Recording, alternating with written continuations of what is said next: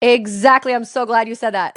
And that's actually a great reaction, in my opinion, because they're not trying to argue with you. They're not trying to change your mind. They're clearly mad, but like you have to expect they're going to be mad. They're respecting your boundary. They have a right to be mad and sad because they're now having a disappointment experience, but it's not your job to manage that experience for them. Exactly. I'm so glad you said that. And that's the same thing with parenting. Your toddler gets to scream because they didn't get the candy at the grocery store. And you are not responsible for that reaction of theirs. You get to let them have their feelings. So if your mom or your mother-in-law has some whatever reaction, you don't get to be like, no, you don't get to act like that. You don't get to say like that. That's not the point. They actually get to do whatever the heck that they want to do.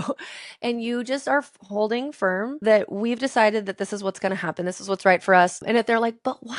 Why? Or if they're very sad and they're pulling on your heartstrings and you're just feeling like, oh, it's so difficult because you're people pleasing a little bit and you want them to be happy. You just say, because I have learned so much about birth and the fewer variables that I have in the room for me is going to be the best. And I know you love me and I know you love this baby. And I thank you so much for respecting our boundary.